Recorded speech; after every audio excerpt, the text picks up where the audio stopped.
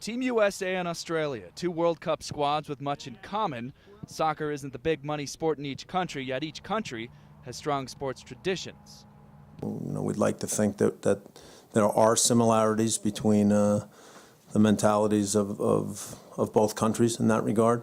But the Americans and Aussies have embraced soccer, bringing competitive sides to the last two World Cups, and both the Yanks and the team Australians call the Socceroos have played alongside each other in the English Premier League.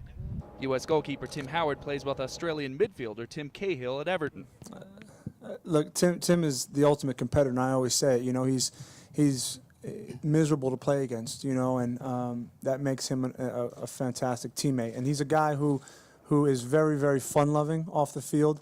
But every single game I've played with him at Everton, he's been the first one to take the fight to the other team, to get stuck in, to push and shove, to really push the tempo, and you know, he gives 100% of himself all the time.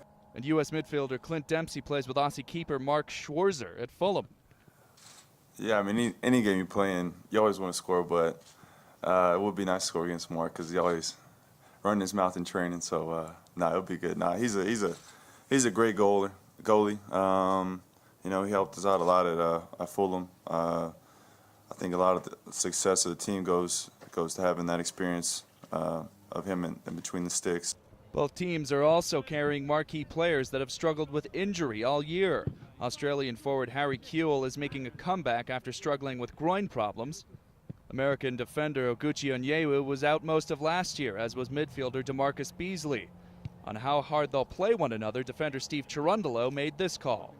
It'll be hard. There'll be tackles, and there'll definitely be some body contact, which is good. It'll get us ready for next week.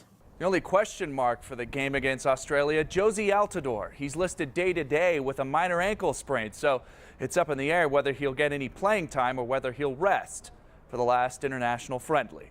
John Mone, the Associated Press, Pretoria, South Africa.